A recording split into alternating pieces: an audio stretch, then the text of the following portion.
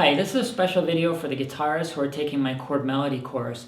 What I want to show you is a really cool exercise that you can begin practicing right now to help get ready for the course. It's really easy, it's a lot of fun, it's super creative, and it'll help you get much more clear about what the chord notes are that make up the 7 chords of the major scale, and also all the relationships between them, the physical relationships on the fretboard. That's one of the most important things to be able to enjoy chord melody, is just to be able to see all this stuff so that we can group these notes together without too much effort.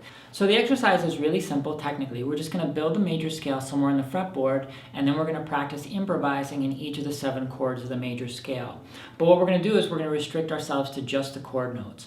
So I'll build the major scale here in G. This will be my note 1. And what I need to do first is clarify all the notes of the key in this region on my fretboard. It's not enough to just know how to play the scale. We have to be mindful every step of the way of which tonal number we're playing. So we have to know that this is 1, this is my 2, this is 3, 4, 5, 6, 7, and 1.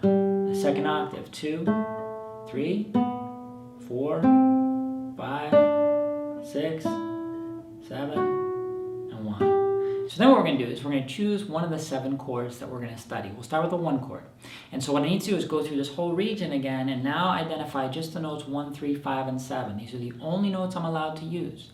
Now at first, you'll do maybe a lot of thinking. If you're not familiar with that shape, if it doesn't instantly come to mind, then that's the point of this exercise. That's good. So what we want to do is go through and be thoughtful about it. Okay, so 1, then I'll skip over 2 and I need my 3. But then what you need to do is work to assimilate this physical result in your mind. We want to learn to just see that. We don't want to lose sight of the tonal numbers. We don't want to lose sight of the underlying major scale. But we also now do want to appreciate this little constellation of notes that we're creating. And so it's very simple work. It's like a child's kind of work. There's not a lot of high-level theory to it. It's just noticing. How can I remember the relationship from 1 to 3? Well, it's a diagonal line. I go up 1 string and I go down 1 fret. So that's what 1 to 3 looks like. And then 3 to 5. So now I have my 1, 3, 5. I have 1 and 5. How can I remember that? If you've played any rock guitar, you know that's your power chord of your 1 and your 5, right? Just root and fifth. So we got to make sure we can see that and also see the 3 there and the 1 here. 1, 1, 3, 5. From 5, skip over the 6, and I got my 7 there. And that puts 1 here. Again, going back to that rock power chord, that's where the octave is, right? Root, fifth, and the octave. But if the octave is there, then 7 has to be here, right? It has to be just a half step below note 1. And look at this relationship. From 5 to 7, it's that same diagonal line that we saw here from 1 to 3. So from 1 to 3 is the same interval as from 5 to 7.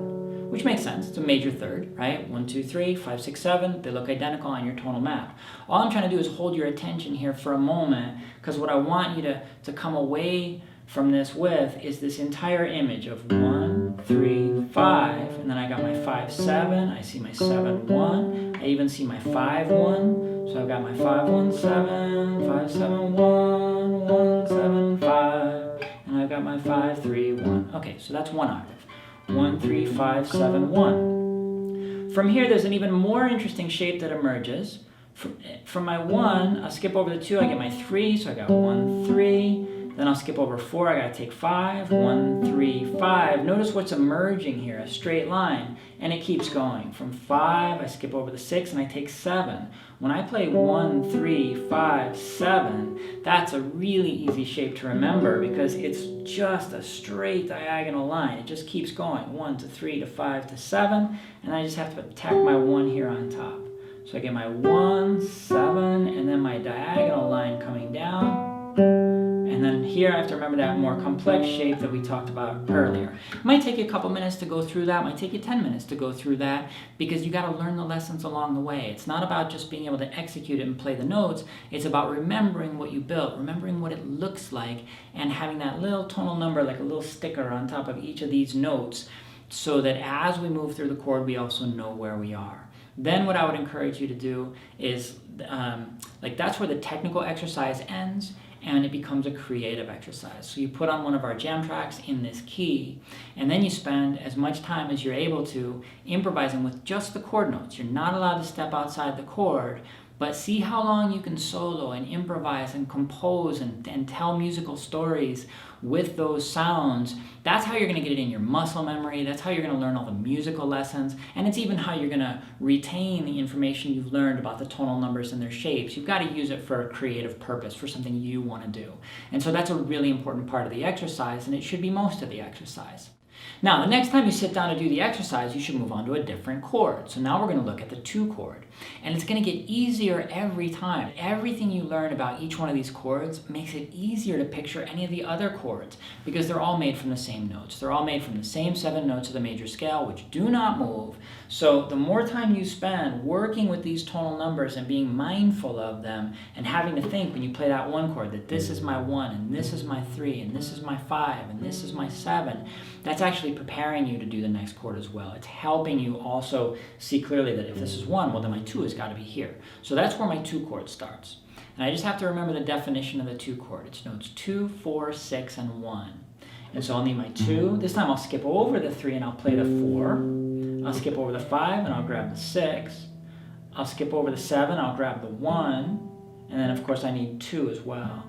So in this octave, I won't go through it as slowly as before, but you've got to find your own process for naming these shapes, for remembering what they look like, for noticing what's interesting about them. So I've got my 2, 4, 6, 1, 2, and in the next octave, I can go up to this 2 here. I'm sorry, 2, I'll go up to this 4 here. Skip over 5, and I'll take my 6. Skip over 7, I'll take my 1. So now it's 2, 4, 6, and 1. And then I'll grab this final 2 up here. I can reach that as well. As soon as you can see all that, and you know where the notes are, and you know what they are, and you're really seeing the 2 chord, you've pulled it out of the major scale here, and it's really come to life. That's when your technical work ends. You put on a jam track or not, depending on your preference, but that's when it becomes a creative exercise, and I want you to spend as much time as you can playing with these sounds, enjoying them, and making your own music with them. And so now I'll show you just some demonstrations. I'll go through the exercise myself. I'm going to improvise in all 7 chords over different backing tracks, just so you can see how the exercise works. You'll see that I really am right here in my G major scale the whole time, playing the exact same notes, and you'll see me grouping them together into these different chords. And you'll get to hear what a wide variety of sounds you have available to you. So I hope it inspires you to explore this exercise yourself and to really make your own musical discoveries and kind of find your own voice in working with these chord notes.